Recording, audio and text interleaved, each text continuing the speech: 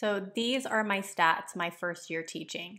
And this is something they don't prepare you for when you're getting ready to become a teacher. You do not have very many kids who are actually on the grade level you teach.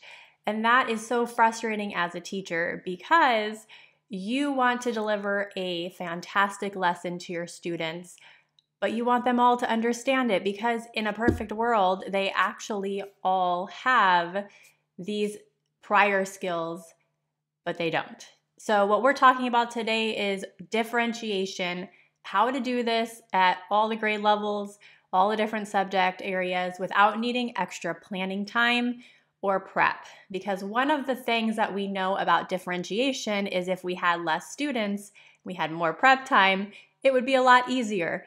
Unfortunately, with the stats that we have right now, lots of students, very little prep time.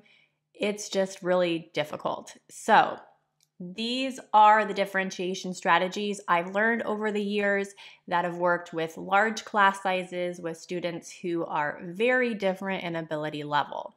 My first tip is to pair your students with a cheerleader. So we often find ourselves helping support our teaching by pairing students who are struggling with our high flyers. Unfortunately, we see the high flyers get a little frustrated sometimes. Maybe they even just give the student the answer and they just kind of don't necessarily help that student feel better about themselves. So what I found to be better is to have my students who are my biggest cheerleaders. They might be the students that are maybe on grade level or even a little bit below grade level, but they're big cheerleaders, they're positive, they work great with other kids. I've had them work with my most struggling students as a pair to help figure out what they're working on. So I have used those students to support more than just picking, oh, this kid's a high flyer, so they have it, so they should be helping the kids who are struggling. And this kind of allows me to have those students that are really close to getting it or just barely got it get more practice by helping that student that's struggling with it, by explaining it. Whereas our really high flyers, they already got it, and it may not help them as much to explain it. My second tip is to give support through organizers to all of your students. So if you're working whole group, small group, one-on-one, whatever you're doing, you should have a really simple organizer that students can use. This is in math, reading, writing, science, social studies, all of it. And if you use similar organizers across the board, it makes it really easy because students will start to understand what these organizers do and be able to use them in the different subject areas. So these organizers are visual aids that will help support all of your learners. When I am doing a whole group mini lesson with my class, I am always differentiating, which means that I'm always working with those students who are maybe on the lower end and need a little extra help. I'm providing resources for them to all of the students. So if we need to throw in some sentence frames for my English language learners, it's not going to hurt my high flyers. It's not going to be a problem. Sentence frames are great. If students need them, they'll use them. If they don't need them, they won't use them. It's not a big deal. So throwing those into your lessons as an organizer that any student can use is really helpful. Especially because then you're not singling students out saying, well, you need sentence frames, but you don't. We're just giving it to all of our students to use as they need. My third tip, and this one is my favorite, but it also takes a little bit more practice. So this is to take one activity and make it simpler for the students who need it to be simpler and more advanced for the students who need it more advanced. So this is pretty classic differentiation. So an example of this would be I have a writing lesson that I'm doing with my students on writing an introduction paragraph. I've got students who can barely write a sentence, and I've got students who can write a paragraph at a middle school level and they just get through things really quickly. And then I've got everything in between. So I do my lesson to show them how to write this introduction paragraph, but then what I'm doing is I'm taking that group of students that can't write a paragraph and I'm pulling them and saying, okay, here's what you guys are going to do today. We are going to work on one really awesome introduction sentence, okay? And then those students that are high flyers, I'm giving them an extra couple of tasks to work on. So in addition to writing that introduction paragraph, they have to go and they have to include something extra that most students aren't actually working on. So this is something where I could just say, okay, here's an introduction paragraph. I've modeled it for you. You are working on this while I work with this group of students. And my high flyers, I won't say high flyers. I won't single them out. I won't say you, and you're smart, you do this one. I'm not going to say that. But I am going to say, here are 2 extra tasks that you can work on for that introduction paragraph that are a little bit higher level than what we normally do at 4th grade or 5th grade, or whatever grade level we're at. And if you finish your introduction paragraph and you want to attempt these, I would love to see it. And you'd be surprised how many students, even those students who really aren't ready for those skills, attempt it because they're like, ooh, this is a challenge. So that is a great way to differentiate for our struggling students all the way up to those students who are above grade level and need extra challenging. We always forget about those students. And that's never good because those are our students who are finished early, and that makes a kind of a classroom management nightmare for us because we have to figure out what to do with them. So it allows for us to have extra challenge for them while being able to work with our students that need our help building a really good sentence. Okay, my next tip is really not necessarily a differentiation strategy. It's just more of like a classroom climate thing. For me, it is so important to keep everything very positive. Those students who struggle, they usually have experienced that struggle for years and years before if you teach upper elementary. So for me, I know these students know that they struggle. And because of that, they lack confidence in most of the subject areas and just academic in general. So for me, what I like to do is make sure that I find ways to praise those students. So we just talked about having a paragraph that's being written and some students are only writing a sentence. I make a huge deal about that sentence when it's finished, just as big of a deal as I make about the paragraph or the students who went above and beyond. So it is so important, even if the student can't write that sentence, what is something they did today that they struggled with before? Did they write a single word and capitalize at the beginning? That's awesome. So being positive is very important. And we can get very easily frustrated, especially when we have a lot of students and we're really trying to help every single student reach their potential, but we have a student or two that just isn't compliant, or is having a bad day, or we just don't know what to do with them anymore. So it's important to think about the attitude we have towards those students because all of our students are capable of improving, but a lot of times they're not going to improve until they have that confidence, which we can help them with. Okay, my next tip is about note-taking. So note-taking is one of those things that I have an unpopular opinion about. When we do whole group mini lessons, I hate note-taking because I have a lot of students, especially when you have a lot of English language learners, that struggle with note-taking. And yes, we could provide them the notes after, but we still even have students who are more focused on the note-taking than the actual lesson. So I have a couple tips here. You can go either way. You can either provide a simpler note-taking activity when you're doing your mini lessons, so look at what you normally do and maybe simplify it a little bit, or just get rid of the note-taking altogether. I know it's a very unpopular opinion. I'm sure I'm going to get some comments about this, but hear me out.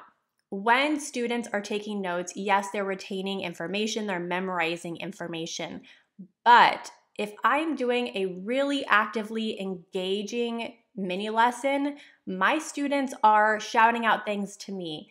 They are looking and helping me solve a problem or work through writing a specific sentence. They're actively participating, and although I do see value in having them take notes and retain that information, I do think there's a lot of retention when they're actively participating in the lesson instead of trying to frantically scribble things down so that they can keep up with me. It also allows for us to really focus on the activity and the discussion of it and ask questions instead of having that very specific, here's what you need to be taking notes on. So like fill in the blank notes. If you've ever done those in a teacher training, you know you're just listening for that word. You just want to fill it in. So for me, fill in the blank notes are a no-no, especially with my students who struggle. I want my students to be very actively engaged. So instead of note-taking, they might actually be writing down some brainstorming ideas or working the problem with me. So that is technically note-taking, but it's something that we don't have set up as a specific, you need to have this written in this margin and you have to write this word exactly here, make sure you write it. It's more like, okay, let's do this together. So more interactive if students are writing during your lesson. Okay, my last differentiation strategy is my best and it is the most effective, but it involves the most resources and prep time. But I'm going to help you with that because I have some resources, actually have some full resource libraries that I use that allow me to pull lots of different levels so that I can differentiate for students. So these two things that I highly recommend you set up in your classroom, the first one is centers. So we use centers primarily for ELA and for math. And this allows me to individualize learning for students by having centers for them to rotate through that are at their ability level. So being able to differentiate is so important when you're talking about centers. So you may have a centers activity that you found online and it's for just 5th grade. And that's fantastic. So your students can practice those skills. But what about the students that aren't really ready to tackle that skill? So maybe you're working on division, but they still need to work on very basic division, not long division. So being able to say, okay, I have this similar center that is a couple of grade levels down that works on division and will help them move towards grade level is really important. So that is what I have in this library. Highly recommend you check this out. The link is in the description, but this will allow you can either get your grade level or you can get multiple grade levels.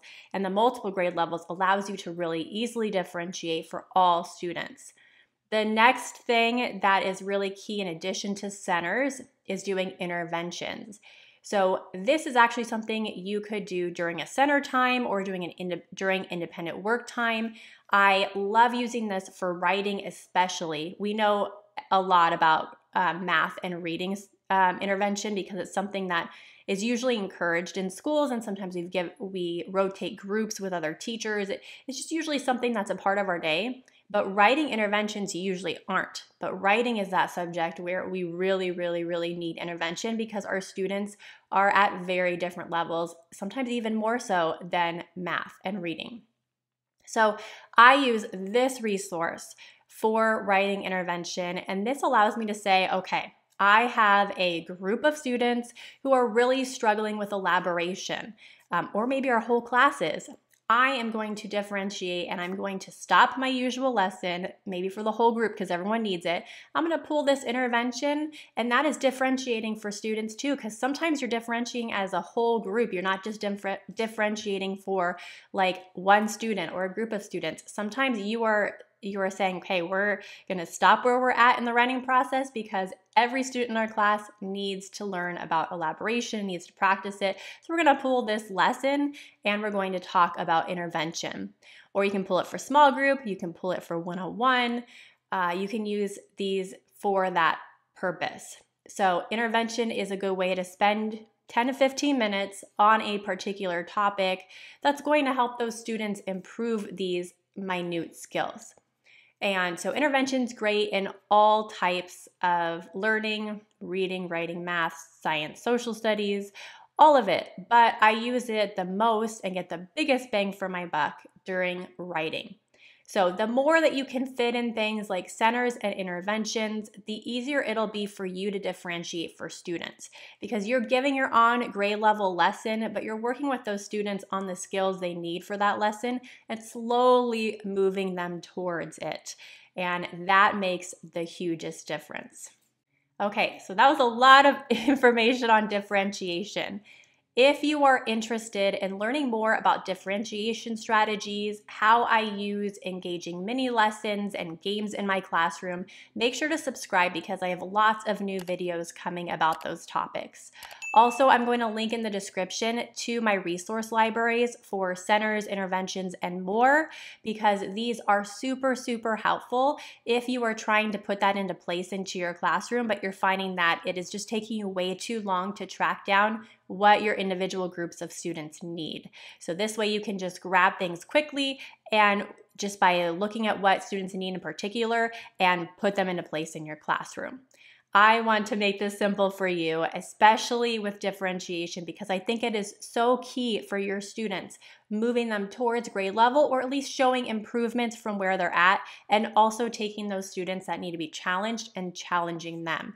It is a big deal when we're able to put these into place in our classroom, because you'll see a huge difference in how your students are reacting to the material. They're more positive, they're excited about learning, and they're starting to really fill in those skills that you weren't seeing them fill in before. They were just behind and behind and behind, and you weren't seeing any particular improvement. So these differentiation strategies will make a huge difference in your classroom community and in the way you see your learners grow. All right, I hope you enjoyed it. Again, do not forget to subscribe and leave a comment below if you have questions. I'll be on here answering questions. I'm April Smith, and so excited that you were watching till the end of this video. And please, again, subscribe and watch more videos. I have lots of great information on how you can bring engagement into your classroom.